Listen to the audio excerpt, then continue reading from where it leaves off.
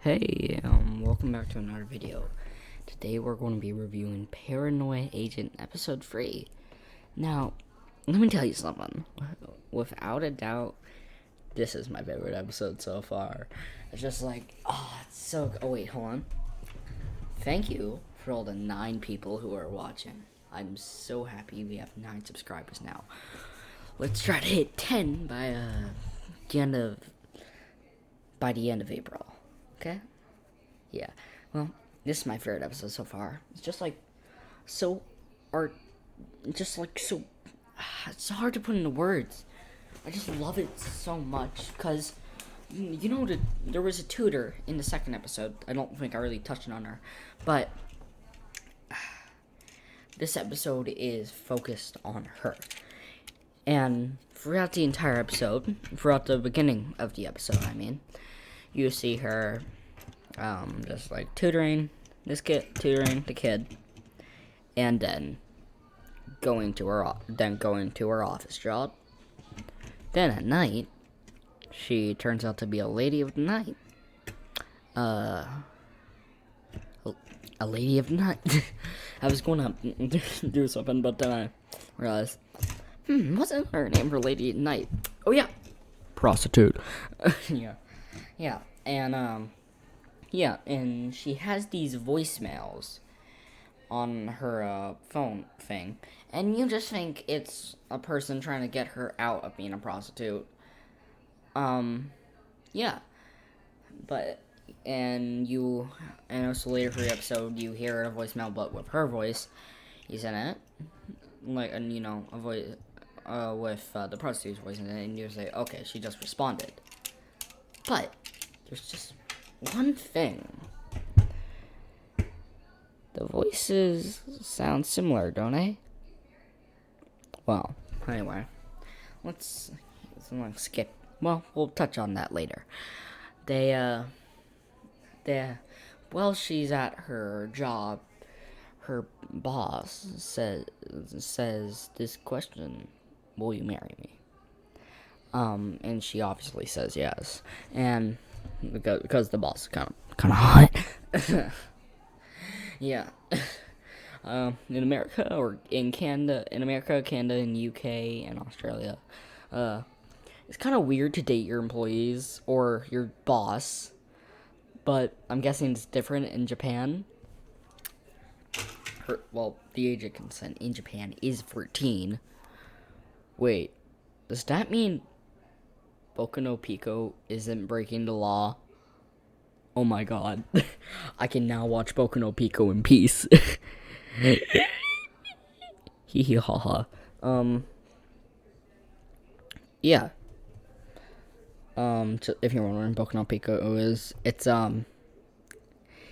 an anime that, it's actually a really good anime with, like, an amazing story and, like, okay animation. But, it's basically, like, everybody calls it, like, the pedophile anime because it just has some fan service with 14-year-olds.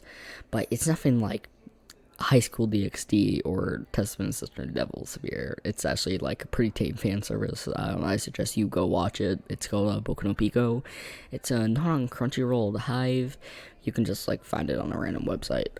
Yeah, it's I would say Boku no Pico is like a maybe 14 plus. Watch it with your family. Yeah. Okay. Well, anyway, besides the masterpiece that is Boku no Pico, let's talk about this episode. Yeah. So she says, you know what? I'm going to quit being a prostitute. So she throws out all her prostitute clothes and quits her job as a prostitute. But the next day, they're all back. And then, when she clicks the voicemail, she hears a girl say, "Why did you throw out all my stuff?" She knows what it is. She must have known for a long time. But you're kind of still piecing it together. Okay, hold on. I'm going to stop being still. She has a split personality. One side of it's a prostitute, and the other side's like a nice girl. and throughout the entire episode, it's making you think which personality is real, because she's going to get like this thing that removes the fake personality. So it makes you question which one of the personalities is real. Yeah,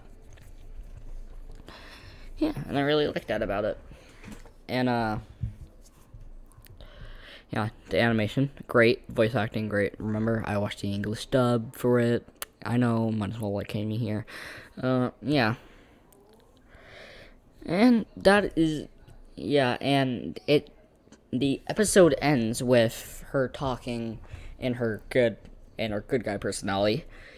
Her talking with the kid that she was tutoring, who is now in the hospital, saying that he felt saved by Little Slugger because he's no longer a witness.